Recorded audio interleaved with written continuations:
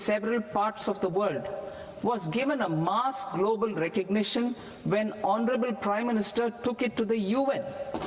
Post-COVID, Ayurveda gained a similar global acceptance and recognition.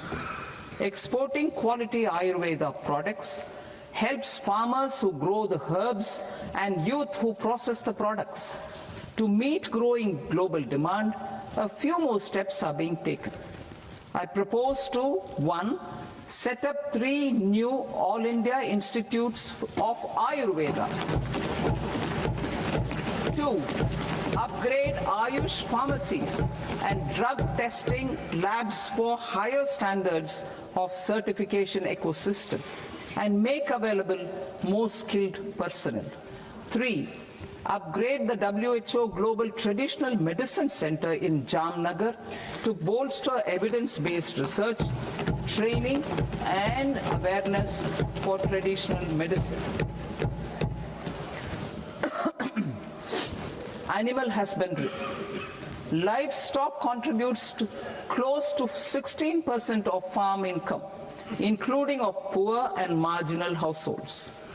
To scale up availability of veterinary professionals by more than 20,000, I propose to roll out a loan-linked capital subsidy support scheme for establishment of veterinary and para-veterinary colleges, veterinary hospitals, diagnostic laboratories, and breeding facilities in private sector. Collaboration between Indian and foreign institutions will also be facilitated. Orange economy. India's animation, visual effects, gaming and comics sector, AVGC sector, is a growing industry projected to require 2 million professionals by 2030. I propose to support the Indian Institute of Creative Technologies, Mumbai, in setting up AVGC content creator labs in 15,000 secondary schools all over the country and 500 colleges. The Indian design industry is expanding rapidly, and yet there is a shortage of Indian designers. I propose to establish, through Challenge Route, a new National Institute of Design to boost design education and development in the eastern region of India. Education.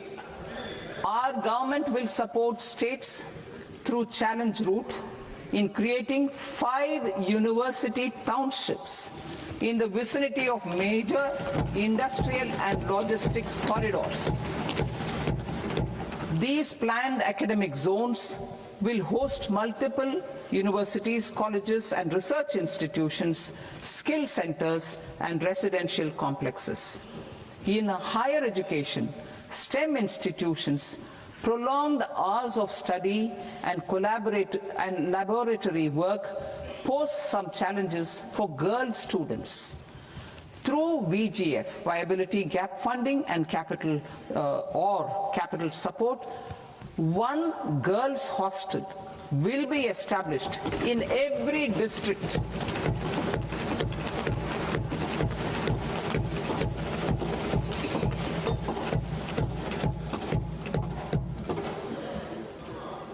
To promote astrophysics and astronomy via immersive experiences, 4 telescope infrastructure facilities will be set up or upgraded. The National Large Solar Telescope, the National Large Optical Infrared Telescope, the Himalayan Chandra Telescope, and the Cosmos 2 Planetarium. Tourism. The tourism sector has the potential to play a large role in the employment generation, forex earnings, and expanding the local economy. I propose to set up a National Institute of Hospitality by upgrading the existing National Council for Hotel Management and Catering Technology. It will function as a bridge between academia, industry, and government.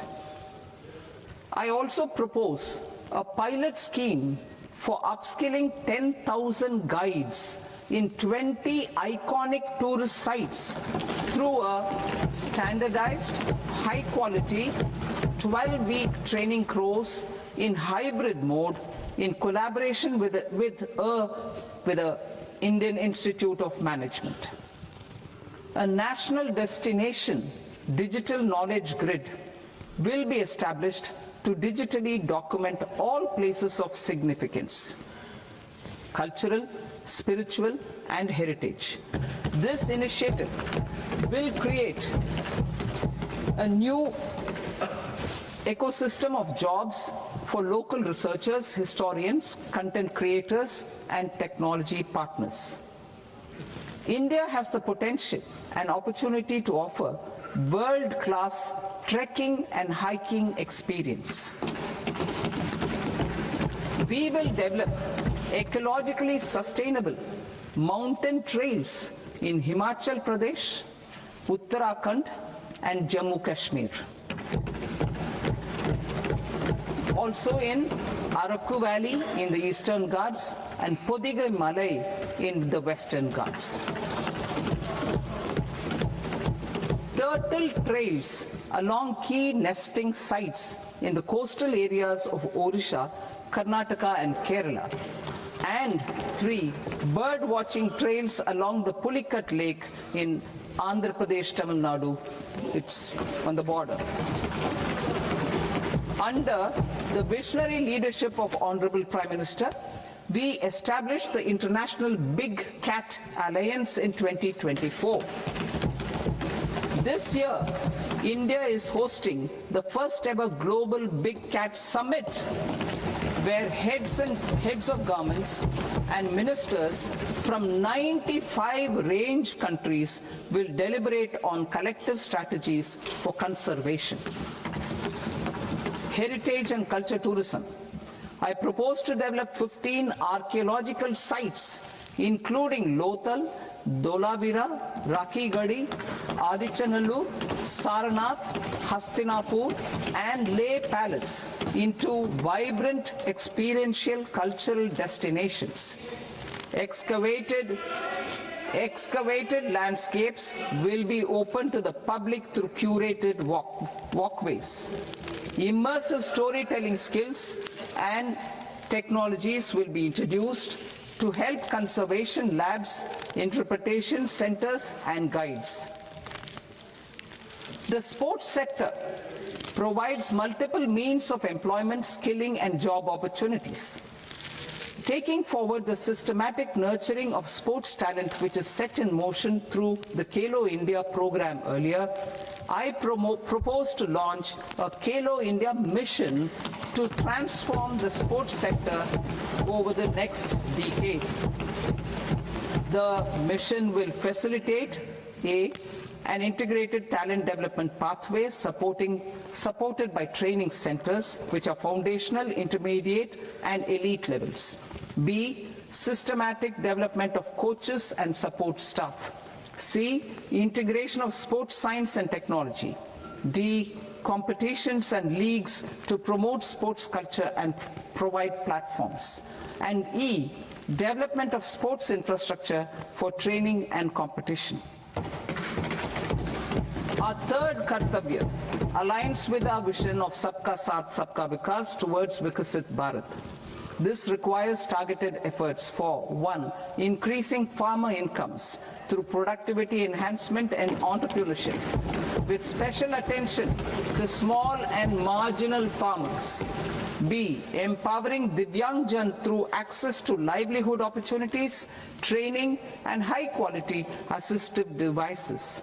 C. Empowering the vulnerable to access mental health and trauma care. D. Focus on the Purvodaya states and the Northeast region to accelerate development and employment opportunities. Fisheries. We will undertake initiatives for integrated development of 500 reservoirs and Amrit Sarovars 2. Strengthen the fisheries value chain in coastal areas and enable market linkages involving startups and women-led groups together with fish farmer producer organizations. Animal husbandry.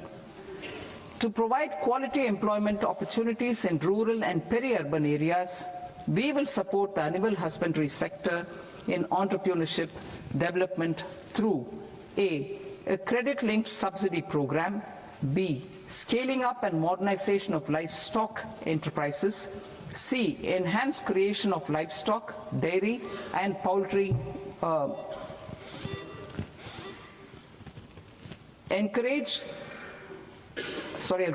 enhanced creation of livestock, dairy and poultry focused integrated value chains, and D. Encourage creation of livestock farmer producer organizations.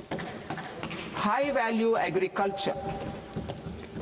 To diversify farm outputs, increase productivity, enhance farmers' incomes, and create new employment opportunities, we will support high value crops such as coconut, sandalwood, cocoa, cashew in the coastal areas, agar trees in northeast, and nuts such as almonds, walnuts, and pine nuts in our hilly regions. All of them will be supported. India is the world's largest producer of coconuts. About 30 million people, including nearly 10 million farmers, depend on coconuts for their livelihood. To further enhance competitiveness in coconut production, I propose a coconut promotion scheme to increase production and enhance productivity through various interventions, including replacing and non-productive trees with new saplings or plants or varieties in major coconut growing states. A dedicated program is proposed for Indian cashew and cocoa to make India self-reliant in raw cashew and coconut production and processing, enhance export competitiveness, and transform Indian cashew and Indian cocoa into premium global brands by 2030. Sandalwood. Sandalwood is closely linked to India's social and cultural heritage.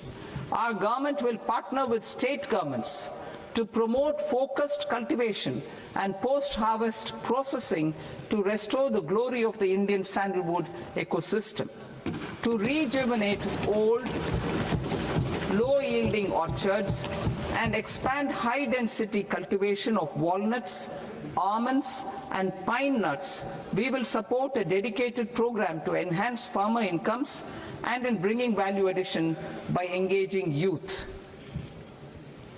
Bharat Vistar, that is virtually integrated system to access agricultural resources. I propose to launch Bharat Vistar, a multilingual AI tool that shall integrate the AgriStack portals and the ICAR package on agricultural practices with AI systems. This will enhance farm productivity, enable better decisions for farmers, and reduce risk by providing customized advisory support. She Marts for rural women-led enterprises. Building on the success of Lakpati Didi program, I propose to help women take the next step from credit-linked livelihoods to being owners of enterprises.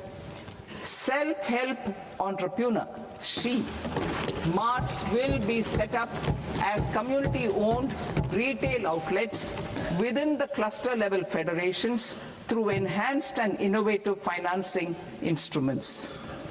Empowering Divyangjan. Divyangjan Kaushal Yojana.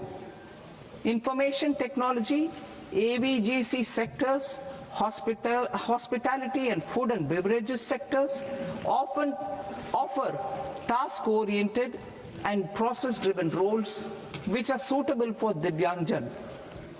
We will ensure dignified livelihood opportunities through industry-relevant and customized training specific to each Divyangjan group. Divyang Sahara Yojana, timely access to high-quality assistive devices for all eligible Divyangjan is a fundamental need. I propose to 1. Support the Artificial Limbs Manufacturing Corporation of India, ALIMCO, to set up and to scale up production of assistive devices, invest in R&D and AI integration, strengthen PM Divyasha Kendras, and support setting up of assistive technology marts as modern retail style centers where Divyangjan and senior citizens can see, try and purchase assistive products. Reaffirming our commitment to mental health and trauma care. There are no national institutes for mental health care in North India. We will therefore set up a NIMHANS 2 and also upgrade national mental health institutes in Ranchi and in Tezpur as regional apex institutions. Emergencies expose families, particularly the poor and vulnerable, to unexpected expenditure. We will strengthen and increase these capacities by 50% in district hospitals by establishing emergency and trauma care centers. Focus on Purvodaya states and northeastern regions. Purvodaya, I propose the development of an integrated East Coast industrial corridor with a well-connected node at Durgapur, creation of 5 tourism destinations in 5 Purvodaya states, and the provision of 4,000 e-buses.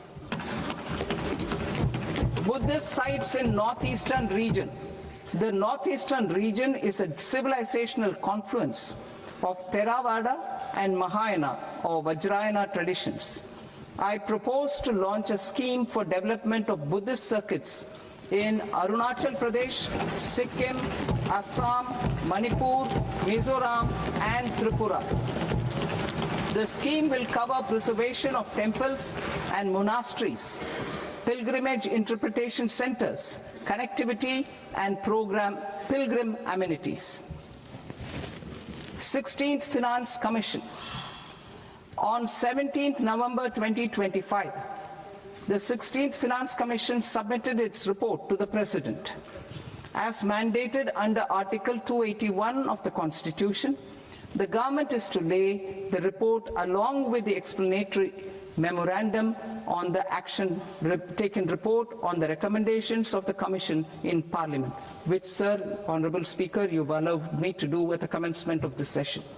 The government has accepted the recommendation of the Commission to retain the vertical share of devolution at 41%. As recommended by the Commission, I have provided 1.4 lakh crores of rupees to the states for the year 2026-2027 as Finance Commission grants. These include rural and urban local body and disaster management grants. Fiscal consolidation. Government has been delivering on our fiscal commitments consistently without compromising on social needs. To strive towards accepted standards of fiscal management in Budget 25-26, I had indicated that the central government would target reaching a debt to GDP ratio of 50 plus or minus 1% by 2030-31. In line with this, the debt to GDP ratio is estimated to be 55.6% of GDP in BE 26-27, compared to 56.1% of GDP in RE 25-26. A declining debt to GDP ratio will gradually free up resources for priority sector lending and expenditure by reducing the outgo on interest payments. One of the main operational instruments for debt targeting is the fiscal deficit. I am happy to inform this august House that I fulfilled my commitment made in 2021-2022 to reduce fiscal deficit below 4.5% of GDP by 25-26. In RE 25-26, the fiscal deficit has been estimated at par with BE of 2025-26 at 4.4% of GDP. In line with the new fiscal prudence path of debt consolidation, the fiscal deficit in BE 26-27 is estimated to be 4.3% of the GDP.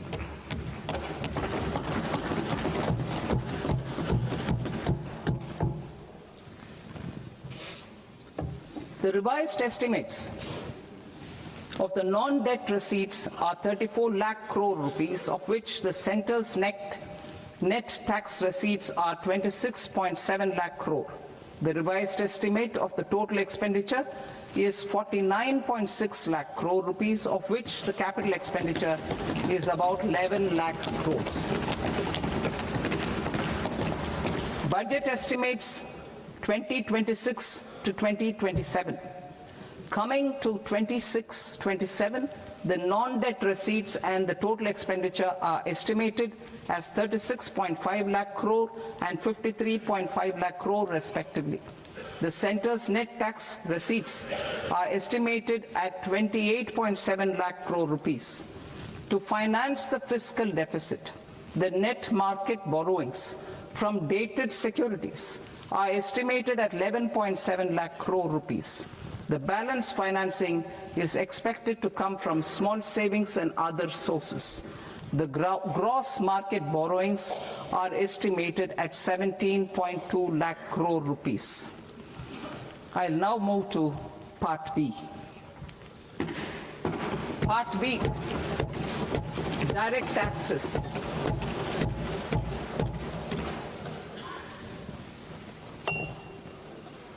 Honorable Speaker, sir, I now present my proposals on direct taxes. New Income Tax Act. In July 2024, I announced a comprehensive review of the Income Tax Act 1961. This was completed in a record time, and the Income Tax Act 2025 will come into effect from 1st April 2026.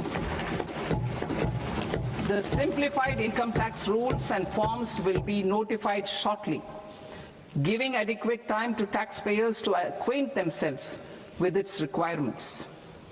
The forms have been redesigned such that ordinary citizens can comply without difficulty. Ease of living. I propose that any interest awarded by the Motor Accident Claims Tribunal to a natural person will be exempt from income tax, and any TDS on this account will be done away with. I propose to reduce TCS rate on the sale of overseas tour program package from the current 5% and 20% to 2% without any stipulation of amount. I propose to reduce TCS rate for pursuing education and for medical purposes under the Liberalized Remittance Scheme, popularly known as LRS, from 5% to 2%. Supply of manpower services is proposed to be specifically brought within the ambit of payment to contractors for the purpose of TDS to avoid ambiguity. Thus, TDS on these services will be at the rate of either 1% or 2% only. I propose a scheme for small taxpayers, wherein a rule-based automated process will enable obtaining a lower or nil deduction certificate instead of filing an application with the assessing officer. For the ease of taxpayer holding securities in multiple companies, I propose to enable depositories to accept Form 15G or Form 15H from the investor and provide it directly to various relevant companies. I propose to extend time available for revising returns from 31st December to up to 31st March with the payment of a nominal fee. I also propose to stagger the timeline for filing of tax returns. Individuals with ITR 1 and ITR 2 returns will continue to file till 31st July, and non-audit business cases or trusts are proposed to be allowed time till 31st August. TDS on sale of immovable property by a non-resident is proposed to be deducted and deposited through resident buyers and his or her PAN-based challan instead of requiring a TAN, which is a temporary accounting number. To address practical issues of small taxpayers like students, young professionals, tech employees, relocated NRIs, and such others, I propose to introduce a one-time 6-month foreign asset disclosure scheme for these taxpayers to disclose income or assets below a certain size. This scheme would be applicable for two categories of taxpayers, namely, A, who did not disclose their overseas income or assets, and B, who disclosed their overseas income and or paid due tax but could not declare the asset acquired. For category A, the limit of undisclosed income or asset is proposed to be up to 1 crore rupees. They need to pay 30% of fair market value of asset or 30% of undisclosed income as tax and 30% as additional income tax in lieu of penalty, and would thereby get immunity from prosecution. For category B, asset value is proposed to be up to 5 crore rupees. Here, immunity from both penalty and prosecution will be available with a payment of fee of 1 lakh rupees. Rationalizing penalty and prosecution. Multiplicity of proceedings are hindrance to the ease of doing business. I propose to integrate assessment and penalty proceedings by way of a common order for both. There will be no interest liability on the taxpayer on the penalty amount for the period of appeal before the first appellate authority, irrespective of the outcome of appeal process. Further, quantum of prepayment is being reduced from 20% to 10% and will continue to be calculated only on core tax demand. As an additional measure for reducing litigation, I propose to allow taxpayers to update their returns even after reassessment proceedings have been initiated, and an additional 10% tax rate over and above the rate applicable for the relevant year. The assessing officer will then use only this updated return in his proceedings. There is already a framework for immunity from penalty and prosecution in the cases of underreporting. I propose to apply this framework for immunity to misreporting too. However, in such a case, the taxpayer will need to pay 100% of the tax amount as an additional income tax over and above the tax and interest due. Penalties for certain technical defaults, such as failure to get accounts audited, non-furnishing of transfer pricing audit report, and default in furnishing statement for financial transactions, are proposed to be converted into fee.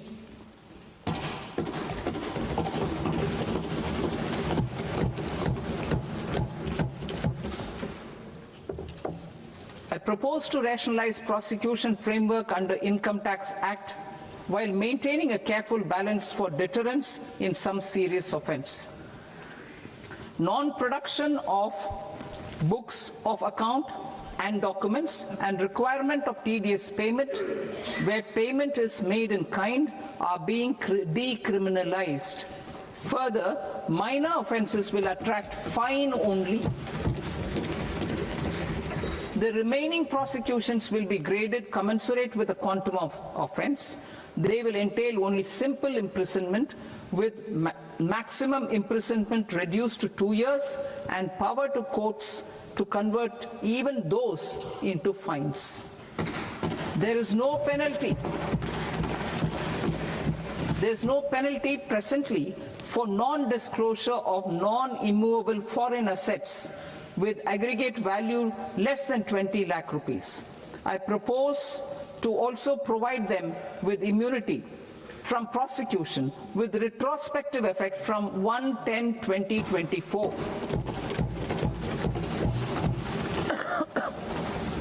Cooperatives. Deduction is already allowed to a primary cooperative society engaged in supplying milk, oilseeds, fruits or vegetables raised or grown by its members. I propose to extend this deduction to also include supply of cattle feed and cotton seed produced by its members. I propose to allow inter-cooperative society dividend income as deduction under the new tax regime to the extent it is further distributed to its members. I further propose to allow exemption for a period of 3 years to dividend income received by a notified national cooperative federation on their investments made in companies up to 31/1/2026. This exemption would be allowed only for dividends further distributed to its member cooperatives. Supporting IT sector as India's growth engine.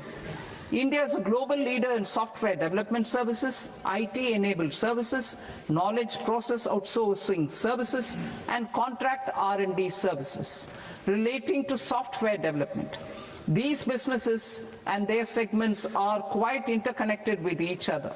All these services are proposed to be clubbed under a single category of information technology services with a common safe harbor margin of 15.5% applicable to all. The threshold for availing safe harbor for IT services is being enhanced substantially from 300 crore rupees to 2,000 crore rupees. Safe harbor for IT services shall be approved by an automated rule-driven process without any need for tax officer to examine and accept the application. Once applied by an IT services company, the same safe harbor can be continued for a period of 5 years at a stretch at its choice. For IT services companies who want to conclude advanced pricing agreement, APA, I propose to fast-track unilateral APA process for IT services and endeavor to conclude it within a period of 2 years. The period of 2 years can be extended by a further period of 6 months on taxpayers' request. I propose to extend the facility of modified returns available to the entity entering APA to its associated entities also. Attracting global business and investment. Recognizing the need to enable critical infrastructure and boost investment in data centers, I propose to provide tax holiday till 2047 to any foreign company that provides cloud services to customers globally by using data center services from India. It will, however, need to provide services to Indian customers through an Indian reseller entity. I also propose to provide a safe harbor of 15% on cost in case the company providing data center services from India is a related entity. To harness the efficiency of just-in-time logistics for electronic manufacturing, I propose to provide safe harbor to non-residents for component warehousing in a bonded warehouse at a profit margin of 2% of the invoice value. The resultant tax of about 0.7% will be much lower than in competing jurisdictions. To provide fillip to toll manufacturing in India, I propose to provide exemption from income tax for 5 years to any non-resident who provides capital goods, equipment or tooling to any tool manufacturer in a bonded zone. To encourage vast pool of global talent to work in India for a longer period of time, I propose to provide exemption to global, non-India sourced income of a non-resident expert for a stay period of 5 years under notified schemes. I propose to provide exemption from minimum alternate tax, the MAT, to all non-residents who pay tax on presumptive basis. Tax administration. I propose to constitute a joint committee of Ministry of Corporate Affairs and Central Board of Direct Taxes for incorporating the requirements of income computation and disclosure standards, the ICDS, in the Indian Accounting Standards, IND AS itself. Separate accounting requirement based on ICDS will be done away with from the tax year 27-28. To support Prime Minister Modi's vision of homegrown accounting and advisory firms to become global leaders, I propose to rationalize the definition of accountant for the purposes of safe harbor rules. Other tax proposals. Change in taxation of buyback was brought in to address the improper use of buyback route by promoters. In the interest of minority shareholders, I propose to tax buyback for all types of shareholders as capital gains. However, to disincentivize misuse of tax arbitrage, promoters will pay an additional buyback tax. This will make effective tax 22% for corporate promoters. For non-corporate promoters, the effective tax will be 30%. TCS rate for sellers of specific goods, namely alcoholic liquor, scrap and minerals, will be rationalized to 2%, and that on Tendu leaves will be reduced from 5% to 2%. I propose to raise the STT on futures to 0.05% from the present 0.02%. STT on options premium and exercise of options are both proposed to be raised to 0.15% from the present rate of 0.1% and 0.125% respectively. We reformed the taxation landscape for corporates in 2019 by providing them a simplified regime with lower tax rate so that they could productively focus on business rather than on claim of deductions and exemptions. To encourage companies to shift to the new regime, set off of brought forward MAT credit, minimum alternate tax credit, is proposed to be allowed to companies only in the new regime. Set off using available MAT credit is proposed to be allowed to an extent of 1/4 of the tax liability in the new regime. MAT is proposed to be made final tax, so there will be no further credit accumulation from 1st April 2026. In line with this change, the rate of final tax is being reduced to 14% from the current MAT rate of 15%. The brought forward MAT credit of taxpayers accumulated till 30th March 2026 will continue to be available to them for set off as above. Indirect taxes. I shall now take up proposals related to indirect taxes. My proposals for customs and central excise aim to further simplify the tariff structure, support domestic manufacturing, promote export competitiveness, and correct inversion in duty. To continue weeding out long continuing customs duty exemptions, I propose to remove certain exemptions on items which are being manufactured in India or where the imports are negligible. Similarly, to further simplify the process of ascertaining the rate of duty applicable on a particular item, I propose to incorporate certain effective rates in various customs notifications to the tariff schedule itself. I shall now take up sector-specific proposals. Promotion of exports of marine, leather, and textile products. I propose to increase the limit for duty-free imports of specified inputs used for processing seafoods for export from the current 1% to 3% of FOB value of the previous year's export turnover. I also propose to allow duty-free imports of specified inputs, which is currently available for exports of leather or synthetic footwear, to exports of shoe uppers as well.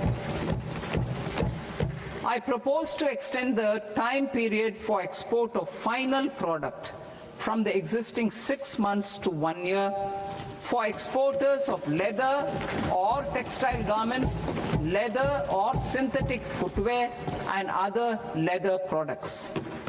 Energy transition and security. I propose to extend the basic customs duty exemption given to capital goods used for manufacturing lithium-ion cells for batteries to those used for manufacturing lithium-ion cells for battery energy storage systems also. I propose to exempt basic customs duty on import of sodium antimonate for use in manufacture of solar glass. Nuclear power. I propose to extend the existing basic customs duty exemption on imports of goods required for nuclear power projects till the year 2035 and expand it for all nuclear plants irrespective of their capacity. Critical minerals. It is proposed to provide basic customs duty exemption to the import of capital goods required for the processing of critical minerals in India. Biogas blended CNG. I propose to exclude the entire value of biogas while calculating the central excise duty payable on biogas blended CNG. Civil and defense aviation. I propose to exempt basic customs duty on components and parts required for the manufacture of civilian training and other aircrafts. It is proposed to exempt basic customs duty on raw materials imported for the manufacture of parts of aircraft to be used in maintenance, repair, or overhaul requirements by units in the defense sector. Electronics. To deepen value addition in the consumer electronics sector, I propose to exempt basic customs duty on specified parts used in the manufacture of microwave ovens. Special economic zone. To address the concerns arising about utilization of capacity by manufacturing units in the special economic zones due to global trade disruptions, I propose as a special one-time measure to facilitate sales by eligible manufacturing units in SEZs to the domestic tariff area at concessional rates of duty. The quantity of such sales will be limited to a prescribed proportion of their exports. Necessary regulatory changes will be undertaken to operationalize the measures while ensuring level playing field for the units working in the DTA. Ease of living. To rationalize the customs duty structure for goods imported for personal use, I propose to reduce the tariff rate on all dutiable goods imported for personal use from 20% to 10%. To provide relief to patients, particularly those suffering from cancer, I propose to exempt basic customs duty on 17 drugs or medicines. I propose also to add 7 more rare diseases for the purposes of exempting import duties on personal imports of drugs, medicines, and food for special medical purposes used in their treatment. Customs process. India's role and share in the global trade is poised for a major leap in line with our ambition and journey towards Vikasit Bharat. In this regard, I propose many measures for custom processes to have minimal intervention for smoother and faster movement of goods and greater certainty to the trade. Trust-based systems. I propose to enhance duty deferral period for Tier 2 and Tier 3 authorized economic operators, known as AEOs, from 15 days to 30 days. I propose to provide eligible manufacturer importers the same duty deferral facility. This should encourage them to get themselves accredited as a full-fledged Tier 3 AEO in due course. To provide greater certainty and for better business planning, I propose to extend validity period of advance ruling binding on customs from the present 3 years to 5 years. In the spirit of the whole of government approach,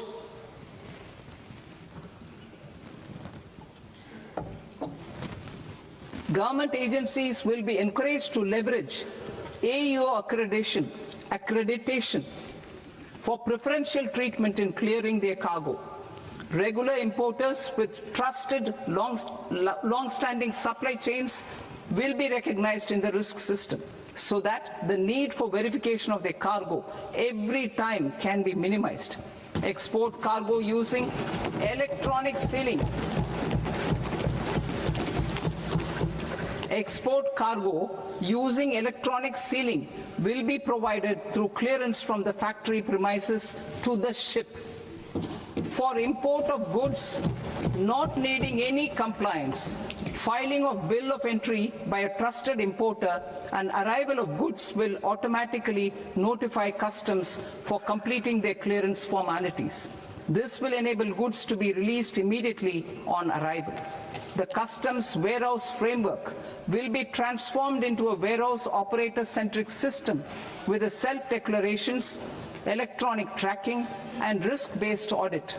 These reforms will move away from the current system of officer-dependent approvals and reduce transaction delays and compliance costs. Ease of doing business. Approvals required for cargo clearance from various government agencies will be seamlessly processed through a single and interconnected digital window by the end of the financial year.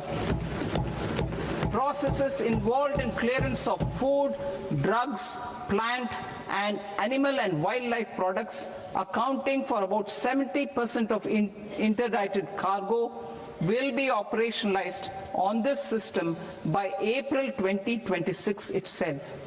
For goods not having any compliance requirement, clearance will be done by customs immediately after online registration is completed by the importer, subject to the payment of duty. Customs integrated system will be rolled out in 2 years as a single integrated and scalable platform for all customs processes. Utilization of non-intrusive scanning with advanced imaging and AI technology for risk assessment will be expanded in a phased manner with the objective to scan every container across all the major ports. New export opportunities to support Indian fishermen to fully harness the economic value of marine resources beyond our territorial waters. The following measures will be taken. A. Fish catch by an Indian fishing vessel in exclusive economic zone or on the high seas will be made free of duty. Landing of such fish on foreign port will be treated as export of goods. Safeguards will be put in place to prevent misuse during fish catch, transit or transshipment. To support aspirations of India's small businesses, artisans and startups to access global markets through e-commerce, I am pleased to announce complete removal of the current value cap of 10 lakh rupees per consignment on courier exports. In addition, handling of rejected and returned consignments will be improved with effective use of technology for identifying such consignments. I propose to revise provisions governing baggage clearance during international travel to address genuine concerns of passengers. The revised rules will enhance duty-free allowances in line with the present-day travel realities and provide clarity in temporary carriage of goods brought in or taken out. There are honest taxpayers who are willing to settle disputes by paying all their dues, but they get deterred due to negative connotation associated with penalty. They will now be able to close cases by paying an additional amount in lieu of penalty. Honorable Speaker, sir, with this, I commend the budget to this august House. Jai Hind.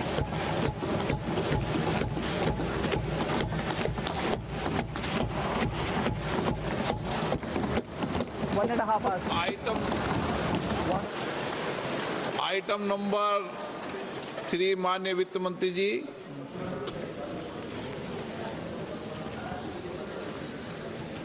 Item number 2, sir. 3.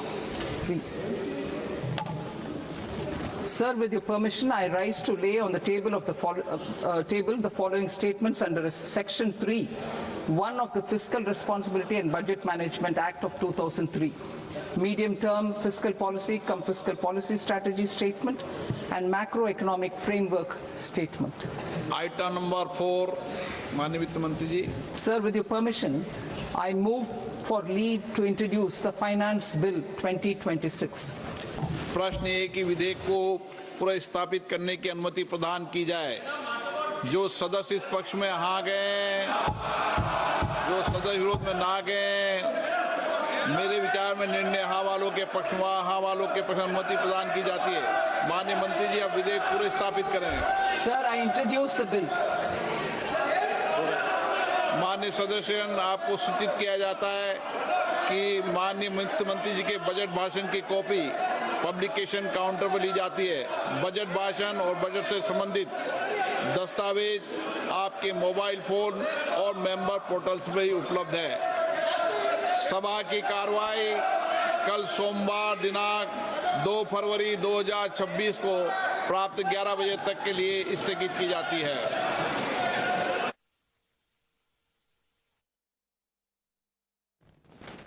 Well, ladies and gentlemen, that was Finance Minister Nirmala Sitharaman in a speech that lasted 86 minutes at the last count.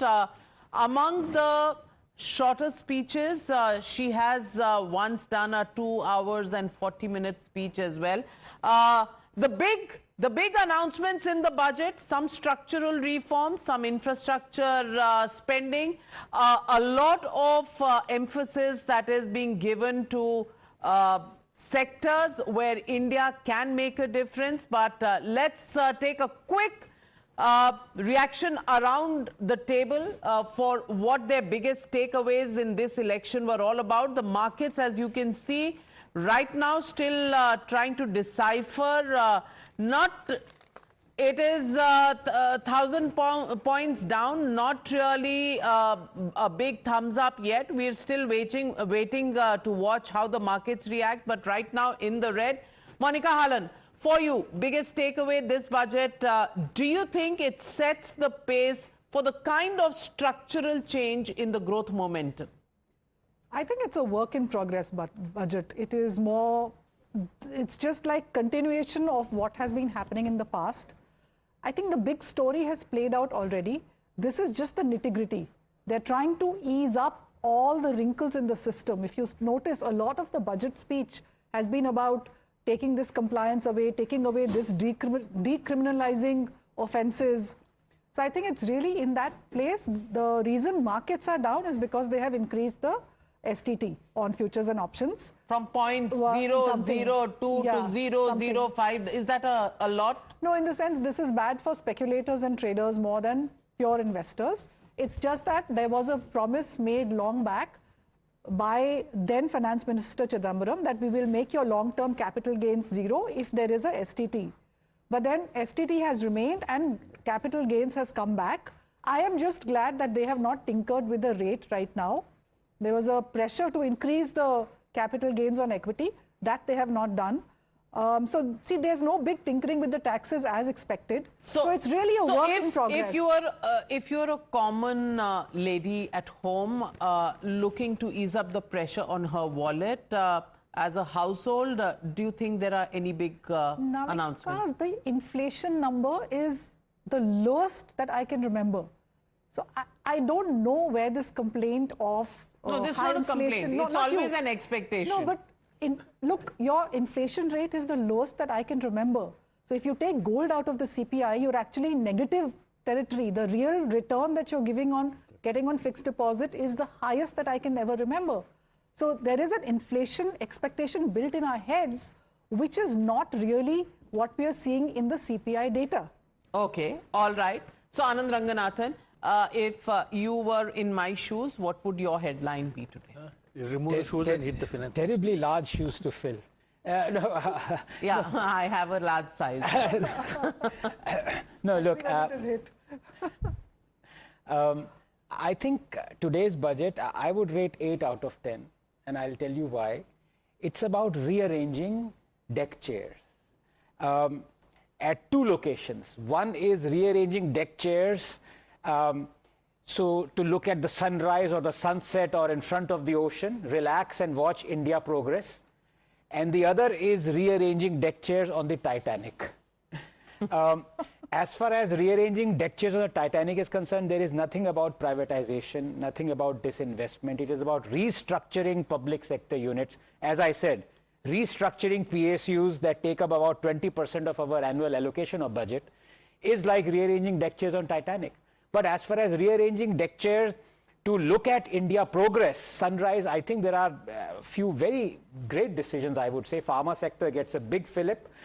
You have the tax. The bio-organic pharma sector. Yes, I think that's great for drugs. And I think it's opening up this sector, which is very important. Drugs, pharmaceuticals. There are, I think, import relaxations on cancer drugs. So that sector has been addressed. A lot of other sectors have been addressed. For example, data centers, you have a tax break till 2047. That's a good thing. That will be a fillip. But at the end of the day, please remember that you have already very few jigsaws to play with. I mean, 25%. Well, I don't know which jigsaw the markets are looking at. Yeah. At the moment, almost 200 points or thereabouts down.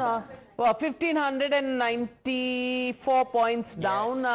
That's not a good sign, Anand. Or would you worry about it? Or no, I would not particularly worry about it. What were they expecting that would have raised it? Jaggi? Yeah, I think the markets have been going down for a while, except for the domestic institutions which are anyway buying a lot of shares that others were selling. So it was bound to go down. I think the market was expecting some kind of accommodation on LTCG or some other tax gains, which have not come. So it's more a mismatch of expectations rather than anything real. Don't worry, tomorrow they'll recalibrate, start looking at the fine print and do the right things. So my broad take was this budget is about continuing with a direction, not about speed. It is not about a reform express, but the idea is to oil the wheels of all the little carriages going all around. Its philosophy is that if you make multiple small improvements in multiple places, ultimately the net result will add up to something exponential, is the hope. Okay, so it's about fixing the plumbing, removing the corroded pipes and ones that is choking growth. ultimately the assumption is that finally it'll all come together and make the So growth it's faster. a spring cleaning budget rather than a big bang budget. You're taking care of the nuts and bolts and plugging the leakages, cleaning the drains, that kind, and nobody ever gets any marks for housekeeping, really, Gurcharan Das. So do you think required to do that, and that's what is being done? Yeah, I mean, I wouldn't use the word house cleaning because it doesn't have quite the connotation of moving up. Housekeeping, I said. Housekeeping. It doesn't have the connotation of actually moving up. Because I think that, and as I said in the beginning, I will evaluate this budget purely on the basis of how it makes our country competitive, export competitive. That to me is the critical thing for getting jobs, for bringing jobs in the country and creating an industrial revolution. So the steps, there were steps, maybe small steps like municipal bonds will make urban bodies more independent and more empowered. There's a lot more to be done in that area to have empowered mayors, etc. But this is a good step. Then the push for AI. I think AI represents a huge opportunity. There are negatives, of course, but AI represents a very big opportunity in education and health. Every child can have a personal tutor. Every mother can have a personal doctor, and so on. The idea of girls' hostels in every district. Now, I would do it in a PPP way, the way Apple, iPhone did it. It was a brilliant thing they did, this 18,000 girls' hostel for the iPhone. I think that should be done along with industry. And industry should also pay something for that hostel. So these are good ideas. China has implemented them brilliantly. Duty-free imports for products for export. The MAT to be the final rate, again, brings clarity, brings predictability.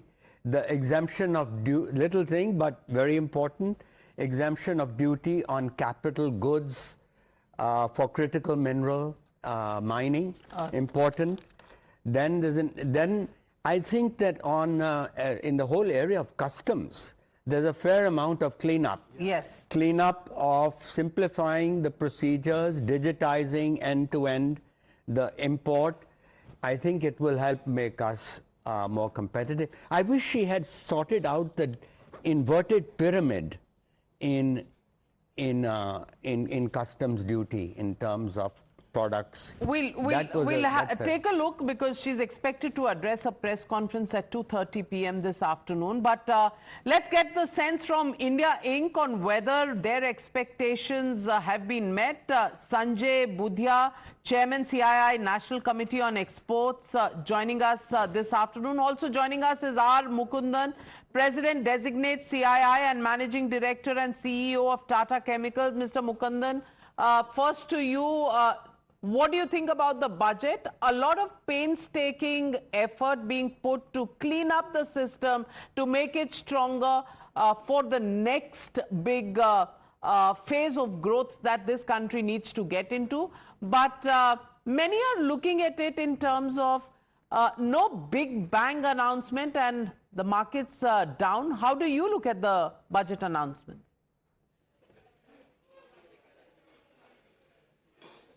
Thank you. In fact, I've been saying for quite some time that this should be a build-forward budget, not a big bang budget. So I think you should look at it as a build-forward budget. There's a strong foundation already laid down. I think she spoke about broadly two themes. One is continuing the momentum on growth. At the same time, she used a very important word called integrate. Integrate with the external economy to export as well as attract investment. And I think that's been the key focus. So when we talk about integration with the external economy, a lot of focus and emphasis we had wanted on the customs in the indirect area. I think that has been done. And a lot of irritants which were there in the current taxation structure had to be addressed. Many minor items like TDS, TCS, those have been addressed. Now, in terms of the key focus areas, what we had highlighted was issues around manufacturing, MSME, and also related to what we called as infrastructure and urbanization. India is going to urbanize at a rapid rate. And to that extent, I think she actually chose 7 broad themes to work on, which is to scale manufacturing, rejuvenate industrial, legacy industries, MSME, infrastructure, security and stability, and city economic region. So to a large extent, there have been many schemes announced in this, and I think we need to ensure that we implement them fast, implement them quickly, and I think that would go a long way. Fundamentally, I think the way we should think about this budget is a build-forward budget, not a big bang budget. Would you want to rate the budget? Normally, we do try and get numbers. Anand Ranganathan already saying 8 on 10. What's your scorecard? No, I wouldn't rate any budget because each budget comes with a context they are living in. I mean, if you start rating budget which was done when we wanted a big taxation change versus a budget which has been done when we want to integrate along with the global world, I think we would get the whole dynamics wrong. And also this whole point about what is the stock market doing immediately the minute after a budget is announced, I think is probably not the right way. We should see the impact of the budget in terms of investment. So the objective of this budget is to integrate with the external economy, to continue the growth momentum despite the external challenge. And if we are able to deliver that in the next 12 months in the short term, and also ensure in the long term we are able to address the issue of integrating with external economy, I think we would have done the job.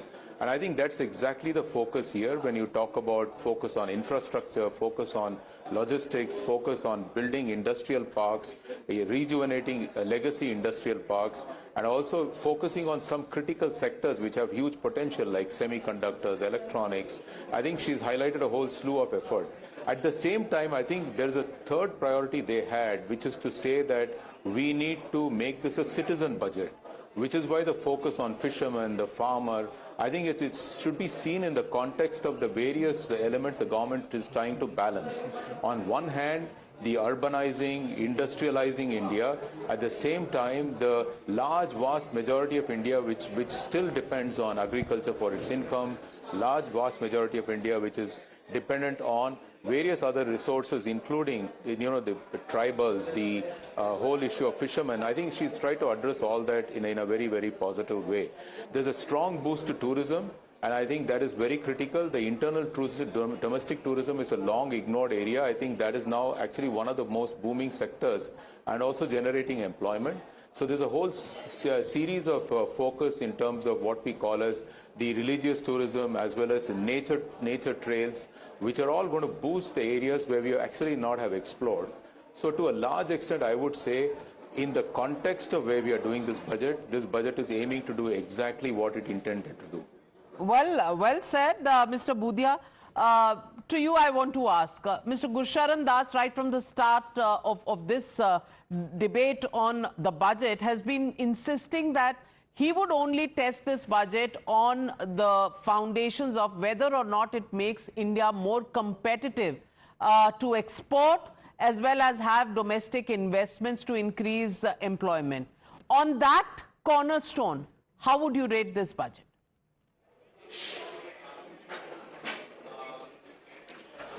I think this budget is really a big booster for India's exports and to make exports competitive. As all of us know, India is the flavor, and world is looking at India to be the manufacturing hub.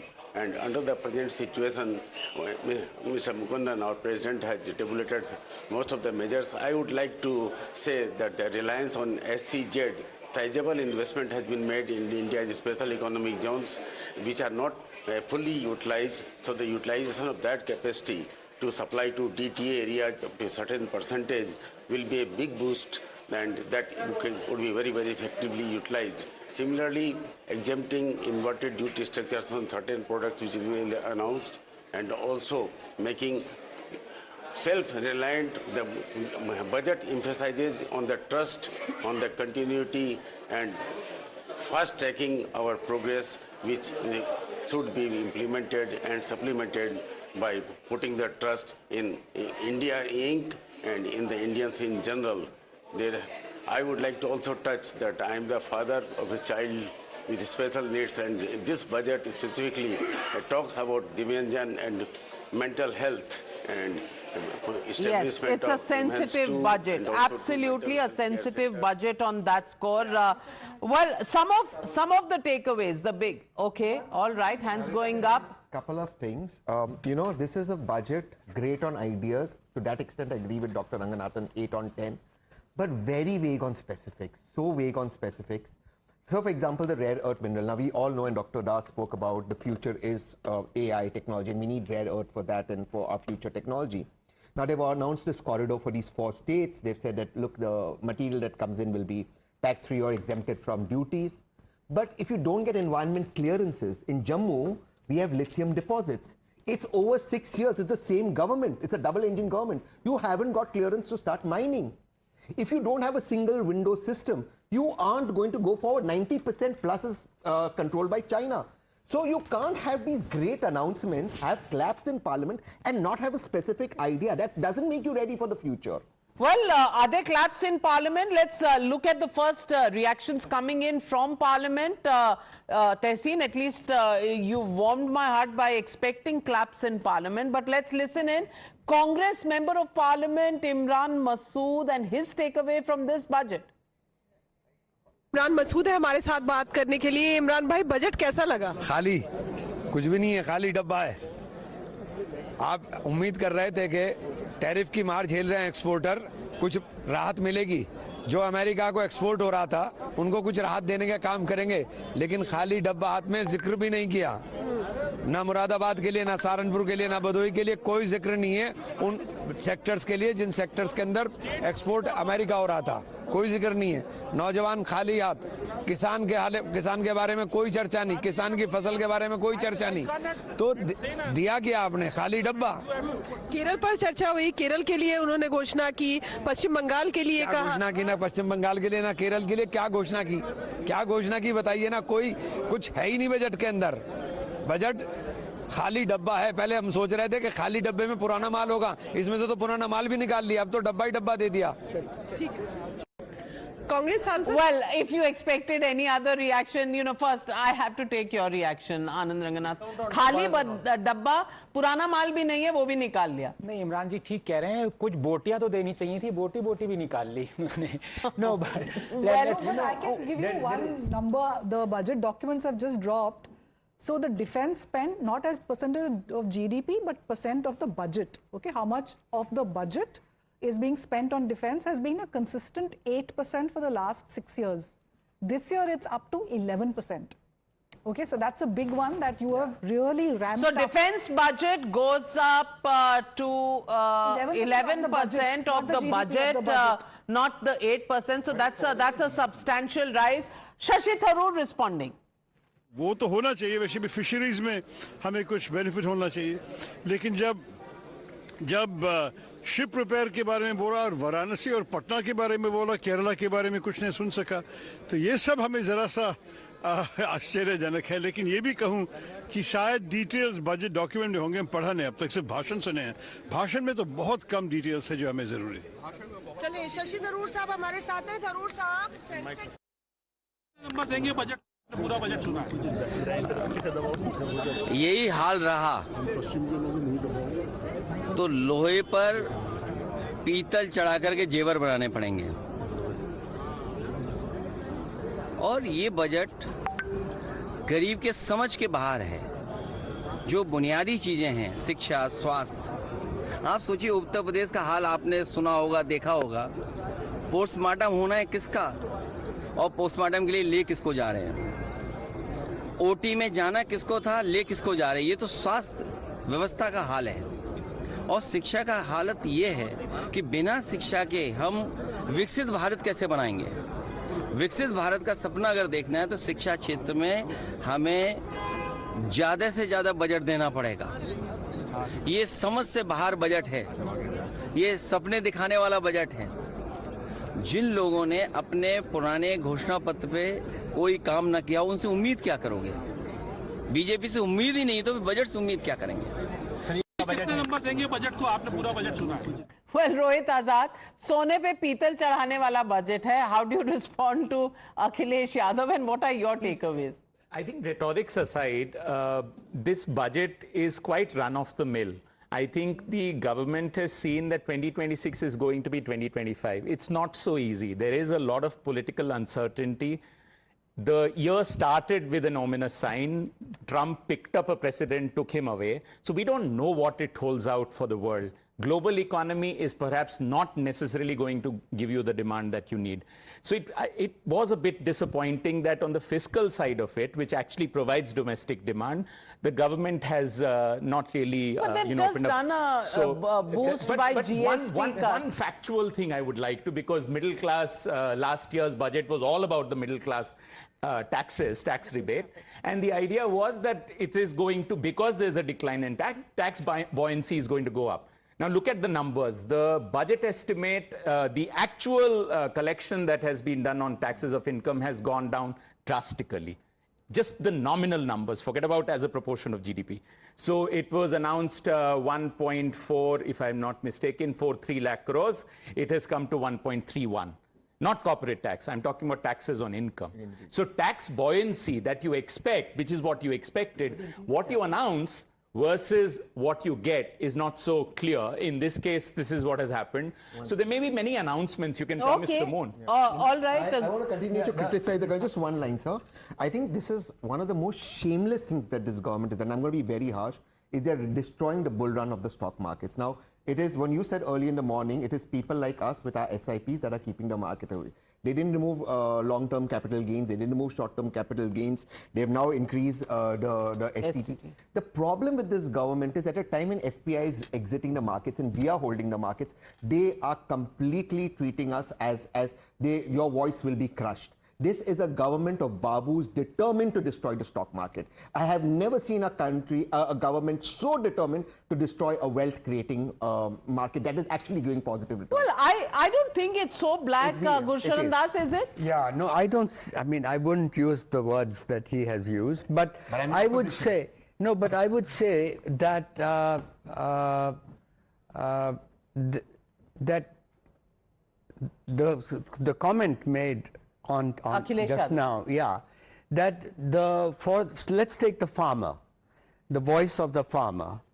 Now they are not able to introduce the farm laws right away. I can understand that, which would have really given freedom to the farmer.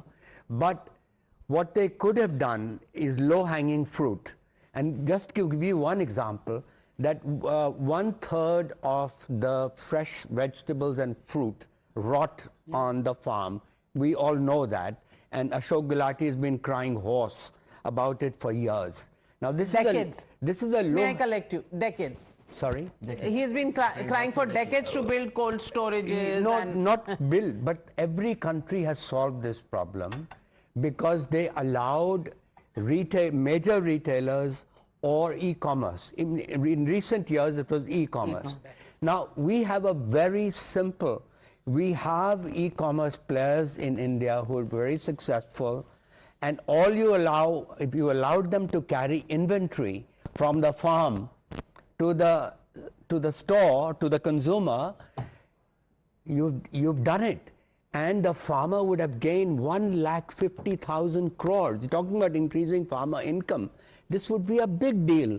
And it's a very simple thing. Where Navita, a couple of things. No, I completely agree. And incidentally, the second farm law, the reform, was to do away with the emergency provisions of the Essential Commodities Act. Exactly. You know, overnight, the so-called babus would convert storage to holding. So nobody wanted to build these godowns. And as a result, 70 million tons of Indian agricultural produce goes waste every year, 30% of all fruits and vegetables. But I want to ask, if you want reforms, where is the tax on agricultural income? The government would have earned 3 lakh crores every year, but it's just afraid to do it. The greatest steps are the ones that should be taken first. But the problem is, in this country, Anand Ranganathan, I think you're expecting, in this country, decisions to be taken almost as if one nation, one election. On merit, not reservation. One nation, one election is a reality. Agriculture income, farm laws, we've seen what happened. The intent was there, but the political backlash was so bad that to again begin to expect it to come back, either you are naive or you're expecting you know कि सचमुच कलयुग में कृष्ण जी प्रकट होंगे और अपना चक्र चलाएंगे. It doesn't work that way in the real world. However, look at the number of announcements that have been made. Look at the pharma one that you spoke about. Look at AI. Look at also what they've said in terms of data centers and the cloud working. These are all potential businesses that will be big businesses in the times to come.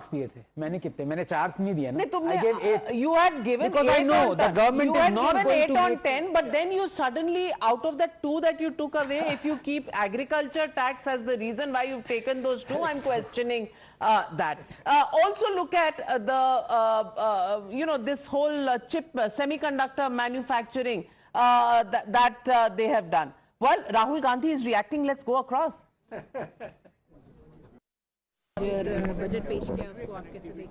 Oh well, he chose not to speak. More than him, Tehseen, you know, you've spoken on the budget. I don't know if it's a good thing or bad. Maybe he's going to go back home and look at the fine print before he makes a comment. Vivek Srivastav, a lot of ground has been covered on semiconductors, on infrastructure spending, on improving urban infrastructure through the local bodies, looking at